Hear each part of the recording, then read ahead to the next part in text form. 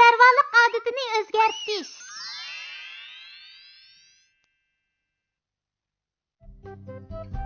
Haliti doktoru bilan 100'lik şavtavuzunu azdırıp, onun kemçiligini çoğaytmakçı boludu. Şavtavuzu bepervalık qilib, imtihanda to'liq numar alanmag'achqa, apsi onunğa bepervalık adetini özgertiş to'g'risida tarbiya qiladi.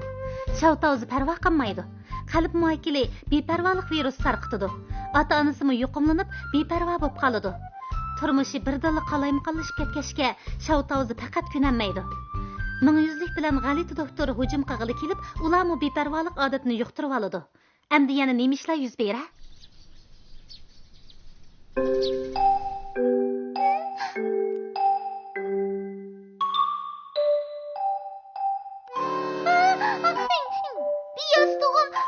Yastığım bu yerda turdi.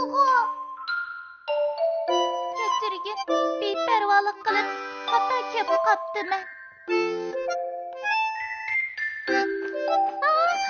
Qaraganda meylani yoqqan o'xshaydi. Beparvolikning yomon odatligini bilsam, chapsan ko'pchilikning o'ziqimini saqlayib qo'yman. Endi birinchi taldorini astoydillik to'g'risini aytchi.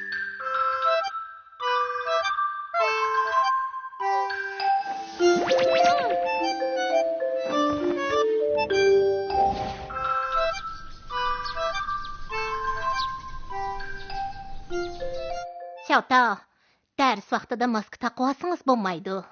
Muallim, men beparvolik siqimi bo'lib qoldim. Boshqalarga yuqtirib qo'ysam chatoq chiqadi. Sinfda maska taqvasangiz bo'lmaydi.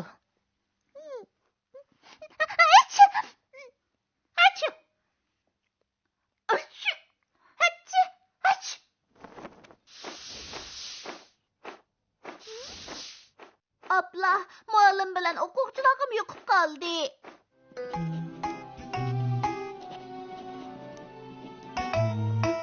Tavaqdaşlar, endi biz ay bilan tanışıp chiqamiz.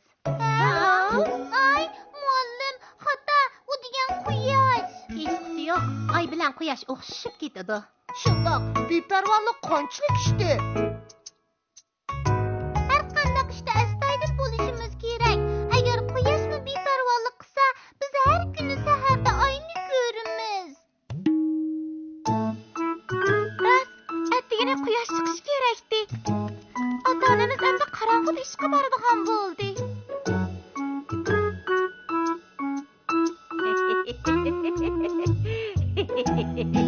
Quyosh ikkimiz o'xshib ketimiz. Kishilar endi men chiqqanda ishga boradigan bo'ldi.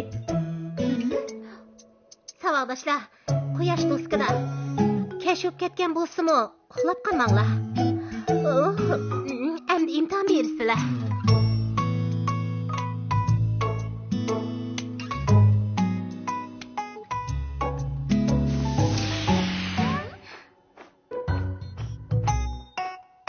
Şavtavuzı, ikkinchi talda o'rinishadigan vaqting bo'ldi. Bu nima dora? Bu dora ko'ngil qo'ydigan qiladi. Yana vaqt borkan, ko'ngil qo'yib tekshirib boqaychi. 8 qo'shilgan bir yatda qo'shishganlik bilan elish qilib qo'yibdiman. Chapsan o'zgartib yetay. Muallim, ishlab bo'ldim. Ha, Şavtavuza. Bu qitim beparvolik odatingizni tashlab hammani to'g'ri ishlabsiz. G'ayrat qiling, qaltis o'quvchi bo'ling. Bo'lamdi? Muallim, xotirjam bo'ling. Kamchilikni bir 2 kunda o'zgartgil bo'lmaydi. Muhimi oxirigacha chidash kerak.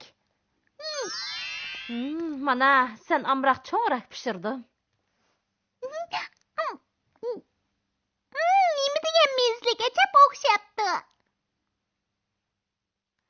Şavtavuzi, tamoqni oldirmay yegin.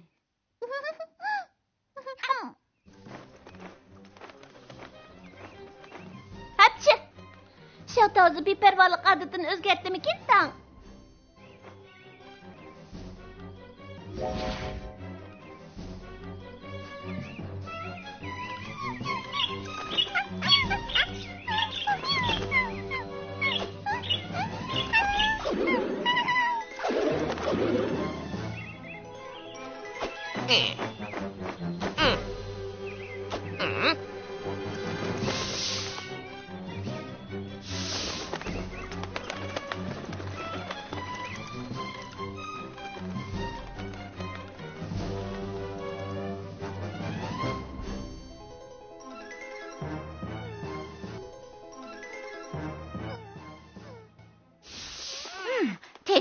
Şavtazı.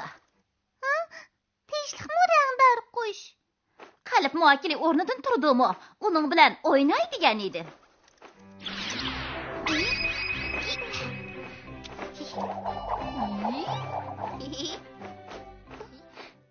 Şavtazı, akşam sen apanga kaçıyıp bəgəşkə, mən nurgun energiyaga erişdim.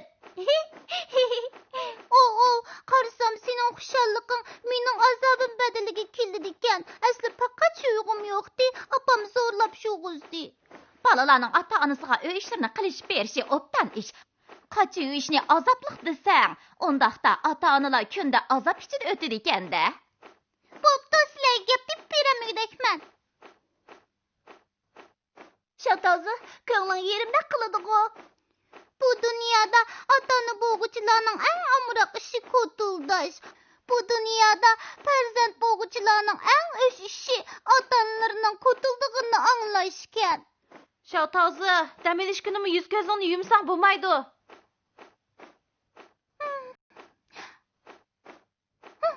Anlagan sen keşkici baş kurudu. Demeliş günümü boldu kımmaydı.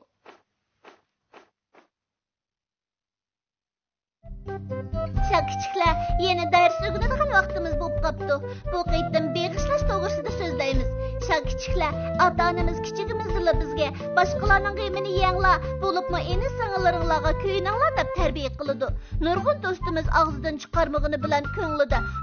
Nemi dep yaxşı nərştirimni başqalağa bəgidekmen, onda qısam ziyan tapmam dep oylaydı. Men sizlerge bir hikaye sözlep berey. İlgiri bir adamның cennet bilen dozaqның farqını bilgisi kepti. Şunun bilen Tanrı onu dozaqqa başlap kiripti. Qarşı şundaq çoğ bir öyken. Onun da şundaq çoğ bir qaçı baken. Qaçıda nurgun nazı nimetler turgudek. Lekin ula uruqlap bir tere bir usxan bop qapti. O nazı nimetlerge hiç qaysi eğiz degenmepti. Bunun sebebi nemidir? Asli ularning qo'lidagi qo'shiqning sepi bak uzun bo'lg'achqa, qo'shiqqa ag'an narsalarni og'ziga sololmay, ash o'ltirishga majbur bo'lgankan. Andin Tangri uni jannatga boshlab kiribdi. Biroq odamni hayron qoldiradigan yeri shuki, jannatmi do'zaxga o'xshashla cho'ng bir uykan. Uningdimi cho'ng bir qachi borkan. Ulardaki qo'shiqning sepimi shundoq uzunkan. Ammo jannatdagilar to'yib, kekirib ketibdi. Bu qanday ishdir? Asli jannatdagilar bir-biriga yegizib qo'ygankan. Shundoq qilib, hammasining qo'sig'i to'yibdi. Biz bu hikoya orqali o'zaro yordam qilishning qanchalik muhimligini bilib olaymiz. Siz başqalarga yaxshilik qilsangiz, başqalarmi sizga yaxshilik qiladi. Bu dunyoda yaxshilik hargiz yerda qolmaydi. Shendinglarmi shakkichiklar?